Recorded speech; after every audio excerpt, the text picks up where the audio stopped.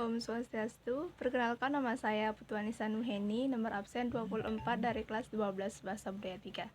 Nah, di sini saya akan menjelaskan bagaimana kondisi ekonomi Indonesia pada masa demokrasi liberal dan untuk memperbaikinya.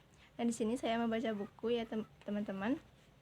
Nah, karena terlalu panjang, saya baca buku.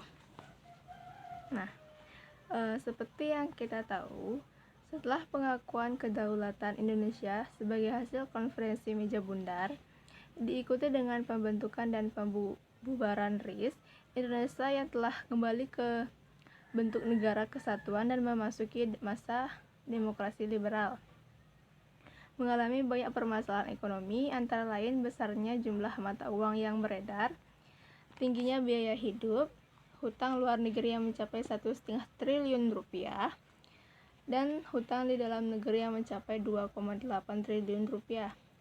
Defisit sebesar 5,1 miliar rupiah yang harus ditanggung pemerintah, dan pertambahan jumlah penduduk yang dengan taraf hidup yang rendah. Permasalahan-permasalahan ini disebabkan oleh beberapa faktor ya teman-teman. Ekspor Indonesia hanya bergantung pada satu bidang, yaitu pertanian dan perkebunan.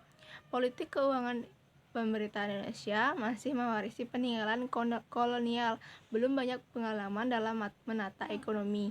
Tenaga ahli dan dana untuk menata ekonomi belum terpenuhi dengan baik. Nah, terjadi banyak pemberontakan di daerah yang menyebabkan tingginya pengeluaran negara untuk bidang keamanan dan militer. Dan juga kabinet yang terlalu sering berganti menyebabkan rencana ekonomi yang telah disusun tidak berhasil dieksekusi sampai sempurna.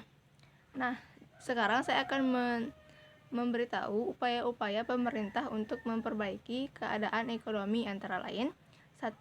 Nah, sini ada 7 upaya ya teman-teman. Yang 1 ada kebijakan Ginting Syarifuddin. Yang kedua, sistem ekonomi gerakan Benteng. Yang ketiga, nasionalisasi The Japanese Bank yang sebelumnya dimiliki oleh Belanda menjadi Bank Indonesia untuk menghilangkan hambatan bagi pemerintah dalam menjalankan kebijakan ekonomi dan moneter seperti pemberian kredit. Nah, nomor 4, sistem ekonomi Alibaba yang bertujuan memajukan perusahaan pribumi atau ALI dengan bekerja sama dengan perusahaan non-pribumi atau BABA. Nah, kemudian yang kelima, ada rencana pembangunan 5 tahun atau RPLT yang disusun oleh Biro Perancang Nasional dipimpin oleh Menteri Perancang Nasional Insinyur Juanda. Nah, kemudian yang keenam, Musyawarah Nasional Pembangunan untuk menghasilkan rencana pembangunan yang menyeluruh untuk jangka panjang. Kemudian yang nomor 7, pembubaran Uni Indonesia Belanda untuk melepaskan diri dari keterikatan ekonomi dengan Belanda. Nah, demikian yang bisa saya dapat sampaikan tentang kondisi ekonomi Indonesia di masa demokrasi liberal dan upaya pemerintah untuk mengatasinya. Sekian dari saya, terima kasih kesempatannya untuk hari ini. Saya pamit undur diri. Om Santi Santi Santi Om.